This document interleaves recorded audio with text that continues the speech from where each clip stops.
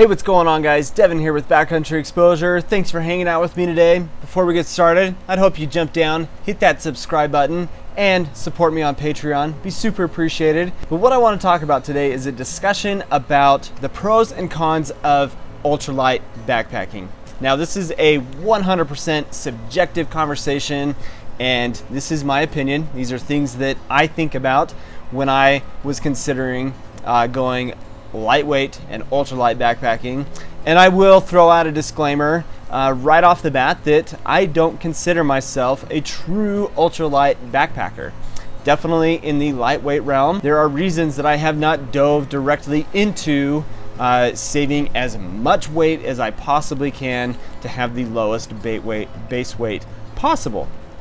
So with that said, I've got a few different pros, a few different cons to talk about with this, and I'm interested to know from this discussion what your opinion is, what your thoughts are on my particular pros and cons of ultralight backpacking. But I want you to write down in the comments things that you think are pros for ultralight backpacking, as well as cons for you about ultralight backpacking. Hopefully we can have a really good dialogue and conversation from this. So I want to go ahead and dive into the various pros and cons, and I'm just going to talk about them kind of randomly. They're not in any kind of specific order. But the first pro for me in ultralight backpacking, going ultralight puts less stress on your body.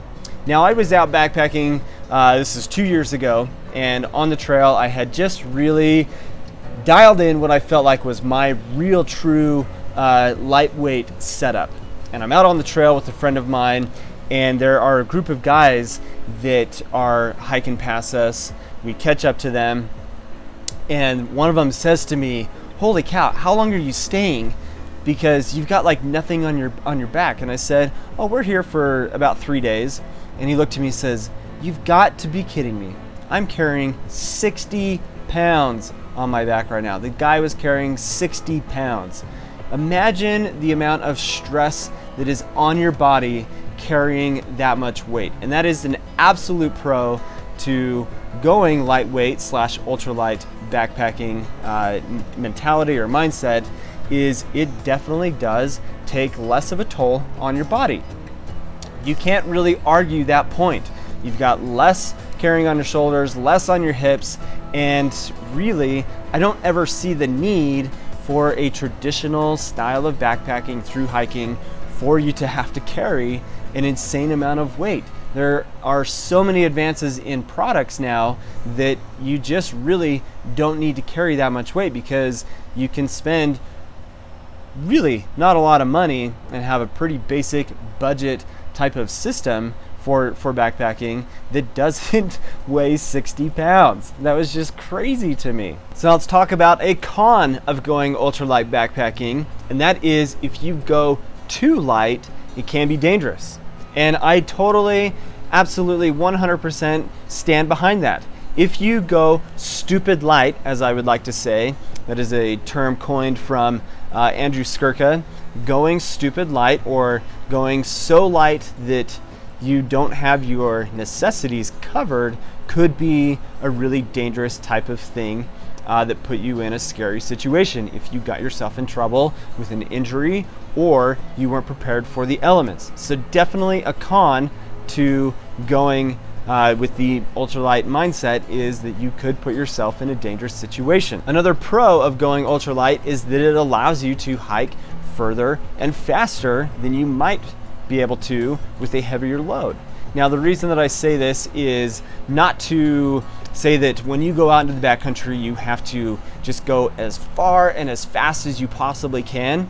That is not really the mindset that I like to put myself into, but by having a lighter load, it definitely allows you to go further and hike faster to get to your destination. That doesn't mean that you aren't paying attention to your surroundings and enjoying the trail, paying attention to the beautiful, beautiful place that you are visiting. It just allows you to hike faster and further. So the next pro for going ultralight is it simplifies your backpacking system. This is 100% true because you're being really, really mindful about what you're taking with you. Now, the reason that it is so simplifying is everything, and this is going to be the second pro to this particular point is that each item has a multi-use or a very specific use. And so by simplifying your backpacking system, it allows you to take less things, and if you know right where you're going and the type of items that you need to take with you, having that mentality of being really simple makes certain and makes sure that you are only going to be using the items that you're actually taking with you. Something that I like to ask my backpacking students when I go out teaching my backpacking classes, when we come back, I ask, what did you take with you that you didn't use?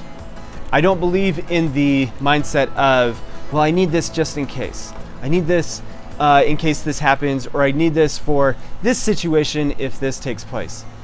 Be really mindful about what you're taking with you and simplify it. Are you going to need it? Let's say, for example, that you pack a hammock and you are going to an area that you're not quite certain if there is even going to be trees to be able to set up your hammock. That's something that I would think pretty heavily about and say, maybe I really don't need to take the hammock with me. Save some weight. So simplify your system and really focus on things that are really specific use or definitely a multi-use kind of thing. It's really, really important in the ultralight mindset.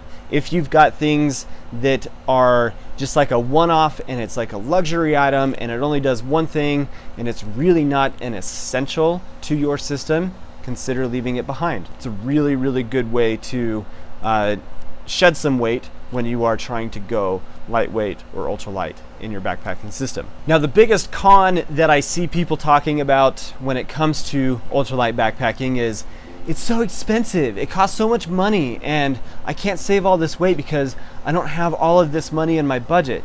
Absolutely, yes, it does cost a little bit more money to go ultralight. 100% stand behind that, because I personally have spent hundreds and hundreds of dollars on items that are 3 or 4 ounces lighter than something that doesn't cost as much as that item that I chose to purchase. But it's a mindset thing. It's almost like it's a game, and the benefit to it is that I get to do whatever I want. Really, like in your backpacking system, you can do whatever you want. If you want to spend $1,000 on a tent that weighs 1.5 pounds, go for it. Like, that is your choice. You shouldn't ever shame somebody for making a decision to carry a specific item that they felt really strongly about purchasing. But yes, it absolutely is expensive, can be expensive, but are there ways to enter ultralight or lightweight backpacking in a budget mindset? 100%. There are several videos out here on YouTube that have those kinds of systems, and I mean, really, gear is becoming less and less expensive, but specific fabrics that achieve a super, super lightweight aspect definitely do cost a lot of more money. They're expensive, but you have to decide for yourself if they're worth it or not. So the next con to ultralight backpacking is it's really easy to take it too far and become obsessive. And what I mean by that is once you become a gram counter, I think you've gone a little bit too far. It's my personal opinion, but if you are cutting like inches off of your straps, or even like half an inch off of your straps on your backpack, you're cutting your toothbrush in half, you're only taking a razor blade for a knife, those kinds of things, I think that is entering the realm of going stupid light. So it's easy to say like, oh my gosh, how do I save like 6 more ounces off of my 9-pound base weight? To me, at that point, you've achieved such a light weight that it's so easy to go too excessive with it. So my suggestion is that don't go too far with it, but definitely focus on saving weight. You don't want to enter the realm of just like, I want to save 2 more grams on my tent, so I'm going to go spend another $400 on a tent that achieves saving like 3 or 4 grams. It's just not necessary. So definitely a con is taking it too far and becoming obsessive. Really easy to do. So the last pro that I want to talk about with ultralight backpacking is that typically when you enter the realm of the mindset of I want to save weight in my backpacking system, there are so many options out there, specifically from cottage companies. So that's the pro, that usually entering that mindset of going ultralight allows you to support more cottage brands. There are a lot of cottage companies out there that are in the ultralight, lightweight realm that have fantastic products that aren't the big box brand names that you get from REI, which isn't a bad thing. I don't want to say bad things about those brands because I personally use them. However, it gives you a better opportunity to get something that is definitely saving a lot of weight and allows you to support those cottage brands. And I would advise people to support cottage companies because they give back so much to the outdoor industry, so much. And as somebody that has worked closely with several of these types of brands, it's important that we definitely support cottage brands. And so by entering that ultralight mindset and being an ultralight, lightweight backpacker, you are in a space that allows you to support cottage brands. And I definitely support that. Buy local, all of that. So guys, that's all I've got in the realm of this discussion of pros and cons to ultralight backpacking. Really interested to see what your opinions are. Leave them down in the comments. I want to know what pros and cons you would add to the discussion of ultralight backpacking. Is it beneficial? Do you do it? Are you an ultralight backpacker? Are you not an ultralight backpacker? What is your favorite pieces of gear? Those kinds of things. Super interested in the dialogue that we can have from this conversation. Thanks for watching, guys. Please subscribe to the channel if you haven't. And as always, have an awesome day.